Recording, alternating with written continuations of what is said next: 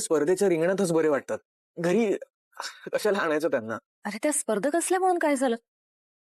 एवढ्या मोठ्या कामत कंपनीला त्यांनी टक्कर दिलीये, म्हणजे नक्कीच त्यांच्यात काहीतरी असेल. आणि इतक्या मोठ्या माणसांच्या संपर्कात राहावं आपण, असं राघव सांगायचे नेहमी. नाही, बरोबर बरोबर आहे. पण काय ना, अशा लोकांचे संपर्क म्हणजे टेन्शनला आमंत्रण देण्यासारखं आहे. अशा लोकांचे संपर्क ठेवून टेन्शन कशाला घ्यायचं, नाही का? आपण त्यांच्याकडे ते बरे, आपल्या घरी आपण बरे, नाही का? खुशात राहून आयुष्य नाही जगता येत. आयुष्य असं विस्तारावं लागतं. नाही पण एक कान्हा रे, येऊ देत ना त्यांना. आता आई इतका आग्रह करते, इतकी इच्छा आहे तिची, बोलूयात आपण त्यांना. परशु काका, तूच त्यांना फोन करून सांगशील का? हो, सांगतो ना. हा. आणि तसंही त्यांचा राग सरकारवरती होता. त्या दिवशी पार्टीमध्ये जे काही घडलं ना, ते सगळं मीडियानं कव्हर केलेलं आहे. आणि सरकारचा खोटेपणा हा जगासमोर आलाय. त्या नालायक बाईला आपण घराबाहेर हाकलून दिले. त्यामुळे आता राजलक्ष्मी मॅमना इथं येण्यासाठी काही प्रॉब्लेम असेल असं मला तरी वाटत नाही. हो ना? नाही, आणि त्या औदसेचं घरात नाव पण नको आता. सगळ्यांना एवढं छळलंय तिनं. डोंगराच्या कड्यावरून पडून मेली असेल तर बरं, नाहीतर त्या जनावरांनी फाडून खाऊन टाकला असेल तर. सगळ्यांना कंठ फुटला माझ्या नावाने शिव्या घालायला. ज्या दिवशी कळेल ना सरकार मेली नाहीये, जिवंत आहे, त्या दिवशी पायाखाली ना जमीन ठेवेन ना डोक्यावर छप्पर. वहिनी शांत हो.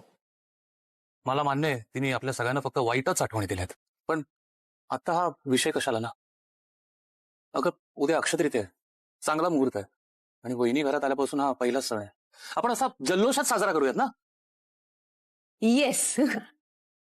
आई, मी खूप एक्साइटेड आहे तुला उद्याचं स्पेशल गिफ्ट द्यायला.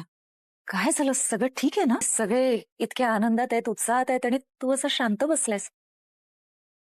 काय झालं? काही नाही. कुठे?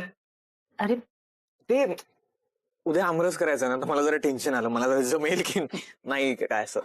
अरे त्यात काय न जमण्यासारखं? मी आहे ना तुझ्या सोबत. जे तुला नाही जमणार ते मी सांगेन, आणि जे मला नाही जमणार ते तू शिकव. ही चला चला सुरुवात करा, नाही तर वेद ओरडेला. किती मूर्खात सगळे. ते खुश होत. काय उद्या मान ना राजलक्ष्मी किर्लोस्करांना कामत बंगल्यावर बोलवायचं ठरलंय. बरा आहेस ना तू? काय गरज? काय गरज आहे किरण, गरज आहे. हा काही साधा धागा किंवा कुठलाही दागिना नाहीये. याला एक वेगळं अस्तित्व आहे. त्याचं एक वेगळं अस्तित्व आहे.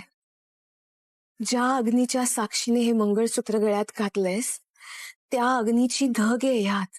यातले मणी म्हणजे आपल्या आयुष्यात येणाऱ्या छोट्या मोठ्या सुखदुःखांच्या क्षणांची माळ आहे. ह्यातले काळे मणी आयुष्यात येणाऱ्या छोट्या मोठ्या सुखदुःखांच्या क्षणाची माळ आहे. याला गुंफून ठेवणारा धागा आहे ना, तो दोन जीवांना विश्वासानं बांधून ठेवणारा पवित्र बंध आहे बाळा.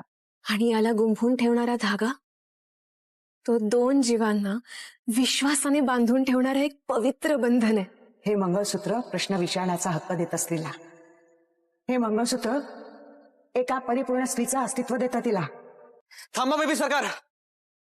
ज्या बाईच्या नावावर तुम्ही सगळी प्रॉपर्टी करायला निघालात, आधी तिची ओळख तर करून घ्या. ही तुमची आई नाहीये, ही मनस्विनी म्हणजेच सरकार आहे.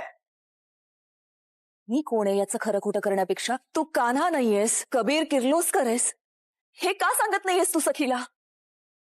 आणि हा त्याचा पुरावा.